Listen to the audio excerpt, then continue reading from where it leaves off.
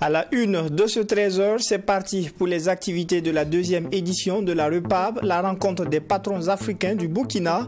48 heures durant, près de 1000 participants se pencheront sur la question de l'intelligence artificielle. Retour sur la cérémonie d'ouverture en début de journal. Et puis, le colonel Pierre Ouédraogo, ex-compagnon du capitaine Thomas Sankara, a tiré sa révérence ce 13 juillet à Paris. Le président du comité international mémorial Thomas Sankara est décédé à l'âge de 69 ans des suites de maladies. Retour dans un instant sur le parcours de l'homme. Et enfin, la contribution des téléprocédures à la lutte contre la fraude fiscale est au cœur d'une rencontre à Bobo-Dioulasso. Plusieurs acteurs du public et du privé sont réunis pour réfléchir sur les avantages et énumérer les difficultés liées à ces procédures.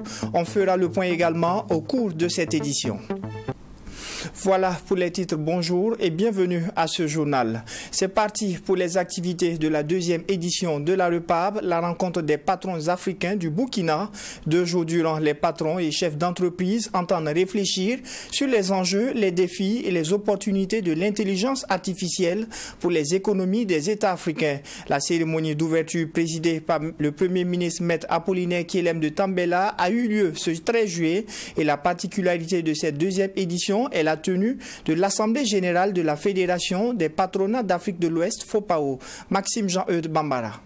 C'est ici, dans cette salle de conférence de Ouaga 2000, que s'est tenue la cérémonie d'ouverture de la deuxième édition de la REPAB, la rencontre des patrons d'Afrique au Burkina Faso. Un rendez-vous devenu incontournable dans la capitale burkinabé. Acteurs du monde des affaires, décideurs politiques et administratifs, ils sont du Burkina Faso et de la sous-région présents justement pour cette rencontre. La REPAB se veut justement un rendez-vous d'échange entre ces différents acteurs sur diverses thématiques pour trouver des solutions aux préoccupations du secteur privé et booster sa contribution au développement économique et social. Et pour cette édition 2023, les réflexions vont porter sur l'intelligence artificielle qui, selon le premier vice-président du Conseil national du patronat burkinabé, Seydou Diakité, présente justement des opportunités pour l'économie nationale. Aujourd'hui, l'enjeu pour l'Afrique est de s'approprier cette technologie et d'en faire un puissant levier de développement. Dans les conditions actuelles, l'intelligence artificielle aura pris d'un cap, par exemple, dans la modernisation de l'administration publique, à travers une meilleure prévention des infractions, une réduction de la fraude fiscale, une professionnalisation de l'éducation et la relation avec les usagers des services publics. La particularité de cette deuxième édition de la REPAB est qu'elle accueille justement l'Assemblée générale de la Fédération des patronats d'Afrique de l'Ouest, FOPAO. Et le Premier ministre Maître Apollinaire Kyelem de Tambela, qui a présidé cette cérémonie d'ouverture, a saisi l'occasion pour saluer la tenue effective de cette deuxième édition de la REPAB, malgré le contexte sécuritaire difficile, et inviter les patrons à plus d'implication dans le développement économique et social du Burkina Faso. Il risque de se tromper. Dire que l'Afrique n'est pas à l'origine de l'intelligence artificielle. Mais il vous revient de vous en rendre maître et de vous en servir pour libérer nos peuples de la sous-production, de la maladie et de la pauvreté, pour restaurer la dignité de nos peuples. Et cela peut se faire en investissant dans la formation, en encourageant la recherche et les chercheurs. Selon le président du comité d'organisation de cette deuxième édition de la rencontre des patrons d'Afrique au Burkina, Aruna Nikema, la REPAB a pris une dimension panafricaine depuis la première édition en 2022 et plusieurs activités sont inscrites au programme, dont des panels, des conférences, des success stories ou partage d'expériences entre partenaires d'affaires et des expositions bien évidemment. Et la deuxième édition connaîtra son apothéose avec la soirée gala dénommée la nuit de l'employeur, une nuit au cours de laquelle une dizaine de chefs d'entreprise seront récompensés. L'intelligence artificielle, enjeu, défi et opportunité pour les économies des pays africains. C'est sur ce thème que se tient donc la REPAB à l'ouverture des travaux. Ce thème a fait l'objet d'une conférence animée par le Dr Lassina Zerbo, ancien secrétaire exécutif de l'organisation du traité d'interdiction complète des essais nucléaires. Le conférencier a montré comment l'intelligence artificielle peut permettre de résoudre les questions de pauvreté et des inégalités en Afrique. Mamidriana Kamabou. Le continent africain abrite une population croissante de plus d'1,3 milliard d'habitants avec un PIB produit intérieur brut estimé à 2,6 milliards de dollars. Malgré cela, le continent est toujours en proie à la pauvreté, des inégalités et au manque d'accès aux services de base.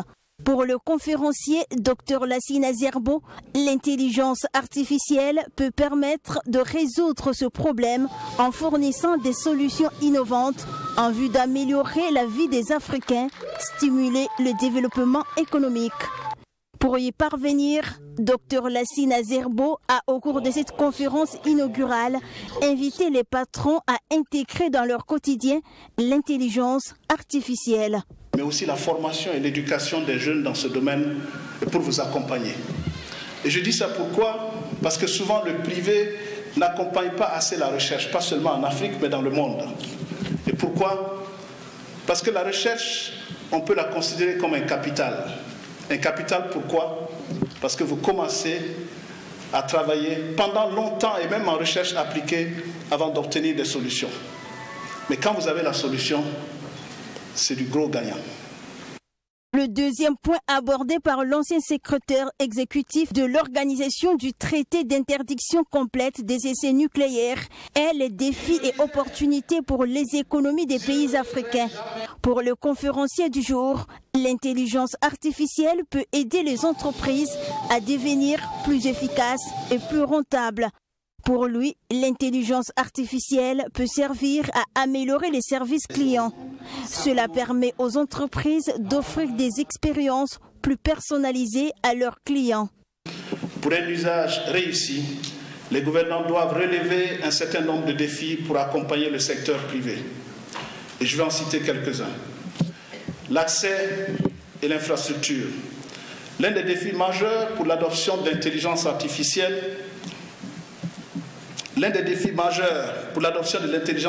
en Afrique est l'accès limité à Internet, dont un des premiers intervenants a mentionné l'infrastructure de technologie dans certaines régions. Et pour bénéficier pleinement des avantages de l'IA, il est crucial de développer une infrastructure solide, y compris des connexions Internet rapides et fiables, ainsi que des centres de données efficaces. Et ça, ce n'est pas seulement le travail de l'État, c'est aussi le travail des patrons. Au cours de cette conférence inaugurale, Dr Lassina Zerbo a formulé des recommandations à l'endroit des patrons d'entreprise et aussi au gouvernement. Encourager l'esprit d'entreprise. Les gouvernements devraient offrir des incitations à l'entrepreneuriat dans le secteur de l'intelligence artificielle, tels que les allègements fiscaux et les possibilités de financement. Et ça, c'est important. On a tendance à oublier ce que l'intelligence artificielle peut amener, mais on a des logiciels en ce moment qui permettent justement d'alléger. Et aussi, dans le cadre de la lutte contre la fraude, l'intelligence artificielle joue un très grand rôle, et surtout dans le domaine des assurances. Les technologies artificielles peuvent révolutionner divers secteurs, tels que l'agriculture, les soins de santé, la finance et le transport. Il est donc essentiel, selon le géophysicien, de garantir un accès inclusif aux avantages de l'intelligence artificielle, de promouvoir l'éducation et la formation à l'intelligence artificielle. Il faut également favoriser la collaboration entre le start-up, le gouvernement et les investisseurs.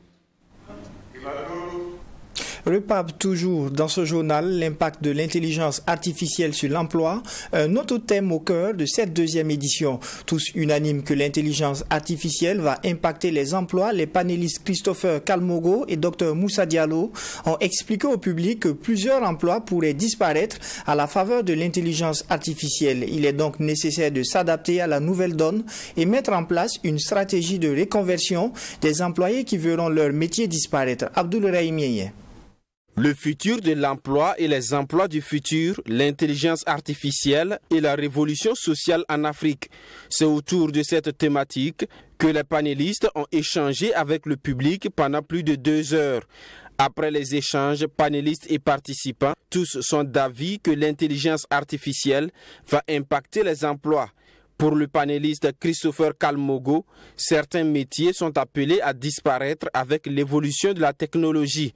Dr Moussa Diallo, philosophe et secrétaire général de la Confédération générale du travail du Burkina CGTB, poursuit que dans la même logique, l'intelligence artificielle va créer de nouveaux métiers. Il déplore cependant le retard de l'Afrique francophone de manière générale en matière de développement de l'intelligence artificielle. Les emplois menacés de disparition, on doit pouvoir d'abord travailler à les répertorier exhaustivement, si possible, et ensuite voir quelles sont les reconversions professionnelles qu'on peut proposer au lieu de laisser les gens sur le carreau, ce qui va aggraver la crise sociale. Et nous avons aussi dit qu'il y a des emplois du futur, c'est comme ça qu'on les appelle, les nouveaux emplois liés à l'apparition de l'intelligence artificielle. Donc dans ce cadre-là, il y a des gens qui fabriquent les robots, qui conçoivent les logiciels, qui entretiennent les logiciels. Tout ça, ce sont des emplois qui vont être créés nécessairement. Le ministre en charge de la jeunesse et de l'emploi, par ailleurs panéliste, soutient que dans cet environnement, il faut donc s'adapter à l'intelligence artificielle. Boubacar Savadogo préconise donc la mise en place d'un programme de reconversion aux nouveaux emplois. On a dit qu'il y aura des destructions d'emplois dans certains secteurs. Il faudrait que l'on puisse favoriser la reconversion des personnes qui interviennent dans ces secteurs. Et il faut qu'on prépare la nouvelle génération à être à la page avec le développement de l'intelligence artificielle.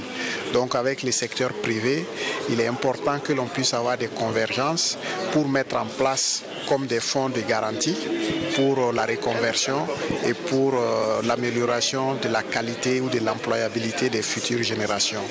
Donc cela va nous permettre, bien entendu, de rattraper des retards que nous connaissons par rapport à certains pays et de nous projeter réellement dans le XXIe siècle. Les conférenciers ont invité les entreprises à mettre en place des programmes de formation des employés afin de les adapter aux nouveaux défis de l'intelligence artificielle. Ils recommandent également la création par l'État d'une agence de formation en intelligence artificielle. Toute autre chose, à présent, le secrétaire exécutif adjoint du RENLAC Pissiamba Ouedraogo a été reçu au tribunal de l'actualité du 13 juillet. Il s'est prononcé sur l'adoption du rapport relatif à la problématique des interventions des agents publics de santé dans les structures sanitaires privées. Le secrétaire exécutif adjoint du RENLAC est convaincu que la santé publique n'est pas monnayable. Il estime également que toutes les parties concernées doivent prendre leurs dispositions afin de ne pas perturber la prise en charge sanitaire des populations. Alexis Wenkouni Belemnaba et Cheikh Omar Ouedraogo.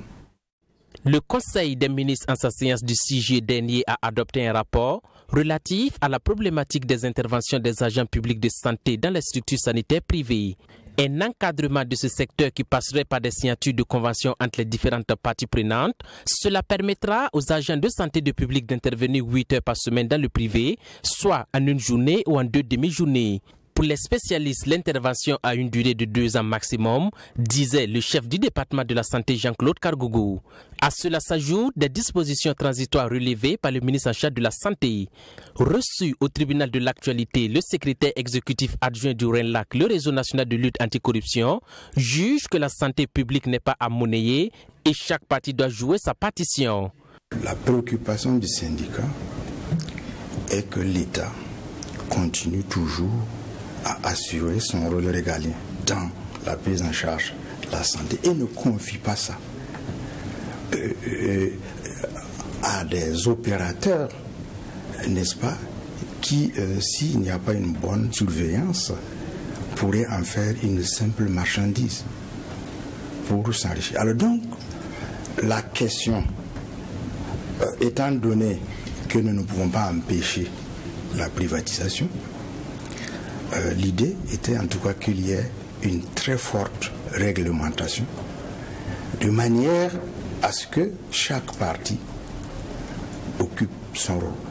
Et nous pensons que le privé doit avoir un cahier de charges. Et le service public de santé doit continuer également à assumer son rôle. L'ancien secrétaire général du SINCHA, Pisiamba Ouedraogo, suggère également que le service public de santé fasse son bilan et que les dispositions qui obligent les services publics de santé soient assurées. La question de travailler 2 ans et de choisir de rester au public et au privé, bon, ne me paraît pas bien clair.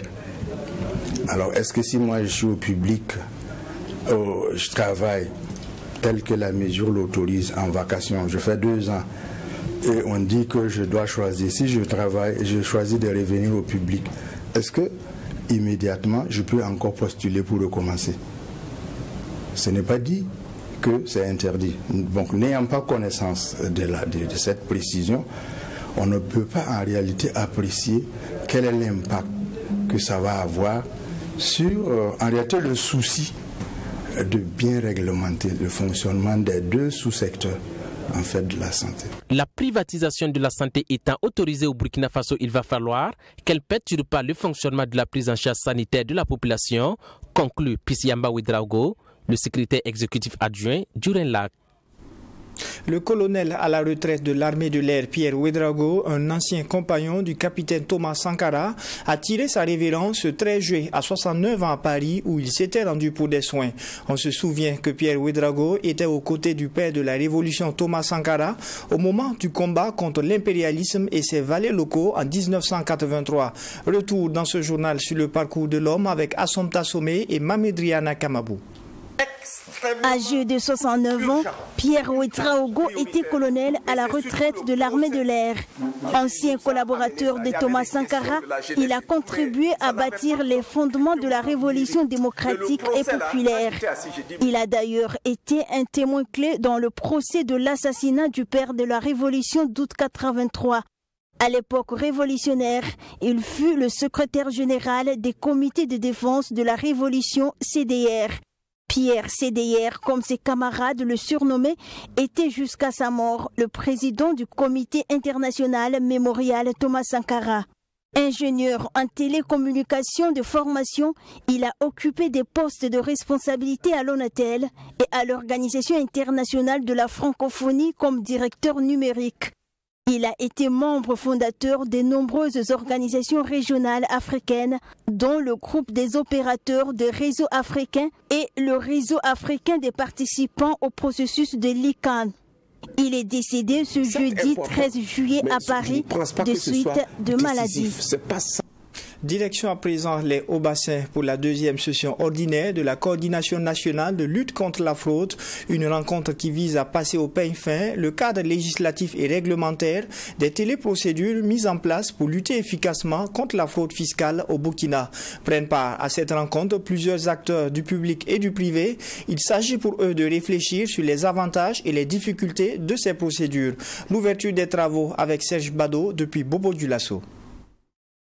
Après le 27 avril dernier consacré à la première session ordinaire annuelle tenue à Ouagadougou, c'est au tour de Bobo-Dioulasso de réunir les acteurs du privé et du public autour du thème « Contribution des téléprocédures à la lutte contre la fraude ». Et pour le coordonnateur national de la lutte contre la fraude Yves Kafando, cette session vise à identifier les difficultés liées à la téléprocédure. Il faut dire que la contribution des téléprocédures, comme vous le savez, au Burkina Faso, notre État a opté pour un système déclaratif qui s'entend que le contribuable lui-même déclare effectivement la contribution. Et on a mis aujourd'hui un moyen de facilitation pour leur permettre effectivement de payer. Alors, à mi-parcours de notre évolution, il serait bien important pour que nous puissions effectivement identifier les difficultés qui existent dans le cas donc de la téléprocédure, faire davantage imprégner les acteurs du contenu de la téléprocédure et examiner effectivement les possibilités qu'offre la téléprocédure dans la lutte contre la fraude et également susciter une très bonne adhésion des acteurs de l'économie nationale dans le cadre donc, de l'utilisation de la téléprocédure. Voilà en somme ce qui justifie effectivement l'intérêt que nous portons à ce sujet. Avec la modernisation des administrations, les télédéclarations et paiements ont été introduites pour faciliter l'accomplissement des différentes formalités par les contribuables et également lutter contre la fraude. En matière de lutte contre la fraude, il faut dire qu'aujourd'hui le contribuable opte des procédures vraiment simplifiées. Et c'est la digitalisation. Cela est un moyen qui permet effectivement de réduire le contact physique qui peut avoir des conséquences négatives ou néfastes sur le contributeur. Donc aujourd'hui, la contribution effectivement des téléprocédures dans le moyen de paiement est une bonne vision effectivement de notre État. Et nous sommes effectivement dans cette dynamique pour soutenir et sensibiliser les acteurs pour qu'ils s'imprègnent davantage à l'utilisation de cet outil. Pour le coordonnateur national de la lutte contre la fraude, les TIC sont devenus un moteur de modernisation de l'administration pour prendre en compte les principes de la transparence et de la proximité avec les usagers. Il y a donc nécessité de prendre toutes les dispositions utiles pour, à défaut d'enrayer tous les handicaps, minimiser les embûches qui pourraient survenir dans leur utilisation. Retour à Ouagadougou et direction le CIAO où se déroule la 8e semaine nationale de l'information et de l'orientation post-baccalauréat. La nouvelle école supérieure Digital Business School qui ouvre ses portes pour cette année académique a répondu présent au rendez-vous. À travers son stand, ses offres de formation et les conditions d'inscription sont bien exposées. Une de nos équipes y a fait un tour et elle a rencontré sur place le directeur général de l'école supérieure Digital Business School, Sanata Seri. Pour se former désormais ou se reconvertir vers les métiers du digital, plus besoin de chercher. Digital Business School DBS est une école supérieure qui offre l'opportunité aux jeunes d'avoir une carrière professionnelle dans les nouveaux métiers du web et du digital. Présent à cette 8e édition de la semaine de l'information et de l'orientation, DBS et son équipe de marketing se lancent à la conquête de nouveaux étudiants pour l'année académique 2023-2024. Selon le directeur de l'école, l'objectif ici c'est de se faire connaître et faire connaître ses ambitions pour attirer plus de nouveaux bacheliers. Il faut savoir que la semaine de l'orientation et de l'information est un espace, une plateforme qui est offerte aux grandes écoles pour pouvoir s'adresser aux différents bacheliers qui viennent d'avoir donc leur diplôme et qui aspirent à embrasser une carrière dans l'enseignement supérieur. Alors l'idée c'est vraiment d'offrir cette plateforme pour permettre à ces écoles-là de fournir des informations sur les critères d'orientation, les différentes offres de formation qui s'offrent à ces nouveaux bacheliers. Donc c'est une opportunité pour Digital Business School qui vient de se lancer, n'est-ce pas, sur le marché de l'enseignement supérieur, pour se faire connaître les différents domaines de compétences dans lesquels nous allons offrir un ensemble de formations aux différentes personnes intéressées. Au niveau de son stand, l'ambiance et l'affluence étaient au rendez-vous.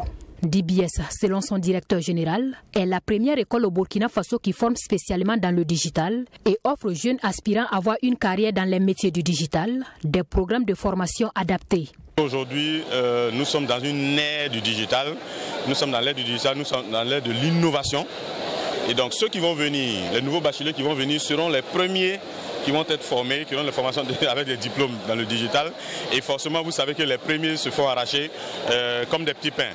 Et pour cela, nous avons dans nos relations, dans nos portefeuilles relationnels, des entreprises avec lesquelles nous avons déjà commencé à collaborer, même dans la formation des différents programmes. Nous aurons des experts de ces entreprises qui vont venir faire des formations pratiques.